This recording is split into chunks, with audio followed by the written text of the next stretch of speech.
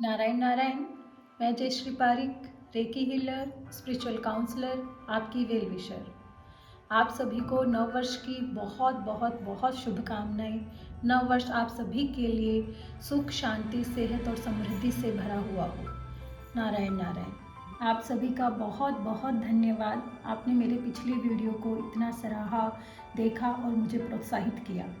सभी के मेरे पास व्यक्तिगत रूप से बहुत मैसेज और फ़ोन कॉल्स आए कि मैम हमें रेकी के बारे में और बताइए, हम इससे कैसे फ़ायदा उठा सकते हैं। तो मैंने आज ये वीडियो खास रेकी पर ही बनाया है और आगे मैं हर वीडियो में आपको धीरे धीरे सब कुछ बताती जाऊंगी। रेकी यानी सर्वव्यापी जीवन शक्ति, जो हमारे चारों तरफ इस ब्रह्मांड में फैली हुई है। ब्रह्मांड यानी पंच तत्वों से बनी हुई ये सृष्टि। पंच तत्व कौन से? धरती, जल, अग्नि, वायु, आकाश। और इन्हीं पंच तत्वों से हमारा मनुष्य का शरीर बना है। जब ये पांचों तत्व हमारे शरीर में प्रकृति के इन पांचों तत्वों से तालमेल करते हैं, तब हमारा शरीर स्वस्थ, दीर्घायु और ऊर्जावान होता है। और अगर इनमें से एक भी तत्व अनबैलेंस होता है, तब हम बीमार हो जाते हैं। अब हमें ये देखना है कि हम इन तत्वों को रेकी के द्वारा कैसे संतुलित और ऊर्जान्वित कर सकते हैं। हमारे शरीर में बहुत सारे चक्र होते हैं, लेकिन मुख्यतः हमारे शरीर में 7 चक्र होते हैं। इन सातों चक्रों को एक्टिव करने के लिए रेकी का प्रयोग किया जाता है। ये 7 चक्र कौन कौन से हैं? पहला, मूलाधार चक्र। मूलाधार चक्र होता है हमारी रीढ़ की हड्डी जहाँ से शुरू होती है वहाँ, इसे मूलाधार चक्र कहते हैं। दूसरा चक्र होता है स्वादिष्ठान चक्र। ये हमारे नाभि के 2 इंच नीचे होता है। स्वादिष्ठान चक्र के बाद में आता है हमारा मणिपुर चक्र। मणिपुर चक्र हमारा नाभि के 2 इंच ऊपर होता है। उसके आगे गले में जो चक्र होता है उसे विशुद्धि चक्र कहते हैं। और दोनों भौहों के बीच में एक चक्र होता है, वो आज्ञा चक्र। और सबसे ऊपर सहस्त्रार चक्र, जो हम स्त्रियां चोटी बनाती हैं, पुरुष जहाँ चोटी रखते हैं, उसे सहस्त्रार चक्र कहते हैं। रेकी में अक्सर रेकी मास्टर्स हम इसी सहस्त्रार चक्र को खोलते हैं, जिससे ऊर्जा का संचालन पूरे चक्रों में पहुंच जाता है और धीरे धीरे अपनी हीलिंग के द्वारा इन चक्रों को और ऊर्जान्वित और एक्टिव करते रहते हैं। आज हम जिस चक्र के बारे में जानेंगे वो चक्र है मूलाधार चक्र। मूलाधार, जैसे कि नाम से ही पता चल रहा है कि मूल आधार। जिस प्रकार घर बनाते समय हम नींव बनाते हैं, नींव मजबूत होती है तो घर भी बहुत मजबूत बनता है।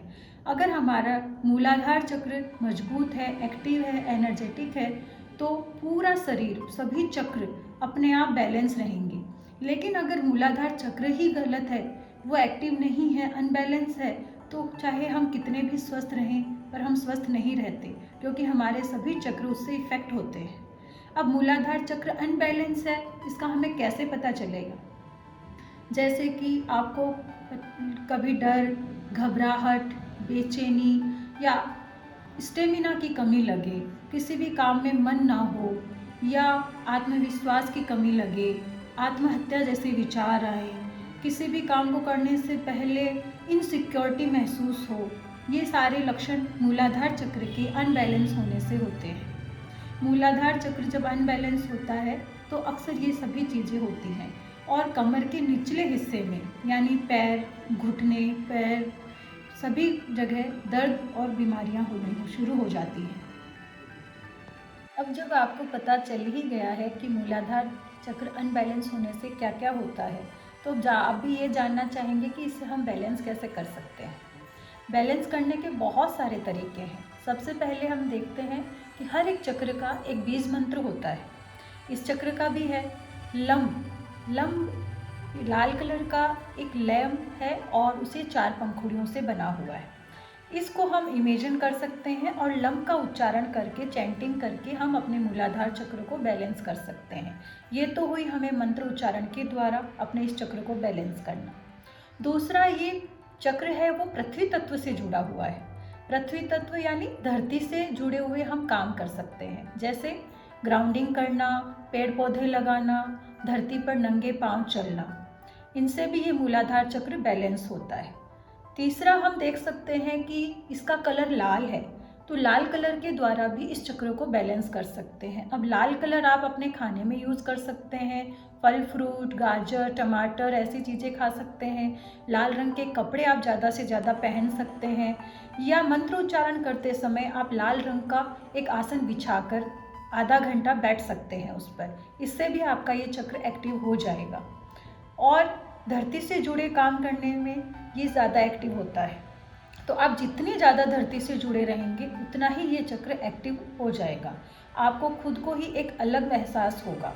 और हम एनआरएसपी हैं, तो एनआरएसपी में हम एक विशेष करते हैं कि हमारे घर के बुज़ुर्ग, जो हमारे घर के मुखिया हैं, जो हमसे बड़े हैं, हमें उनका आदर मान सम्मान करना चाहिए, उनका कहना मानना चाहिए। इससे भी ये चक्र बैलेंस होता है। और हमारी दीदी जो हमें बताती है कि जब ऐसा हो तब सबसे पहले धरती माता को माथा टेक कर प्रणाम करें। दिन में 2 बार ये नियम ले लें कि धरती माता को माथा टेक कर प्रणाम करना है। और देखिए, ये 24 घंटे के अंदर अंदर आपको रिजल्ट खुद ही पता चल जाएगा। अपने आप जब ये चक्र एक्टिव होता है तो इस चक्र की ऊर्जा आपके 7 चक्रों को मिलेगी और धीरे धीरे आप पूर्ण रूप से स्वस्थ और स्वस्थ और स्वस्थ होते चले जाएंगे। अगर आपके कोई प्रश्न है रेकी से संबंधित या और भी कोई क्वेरीज़ हैं तो आप मुझे कमेंट बॉक्स में अपने प्रश्न भेज सकते हैं। मुझे उचित लगा तो मैं आपके सभी प्रश्नों के उत्तर देने की कोशिश करूँगी। और आगे आगे हम आज जैसे मूलाधार चक्र के बारे में हमने जाना, आगे हम और चक्रों के बारे में एक एक करके जानेंगे। नारायण नारायण।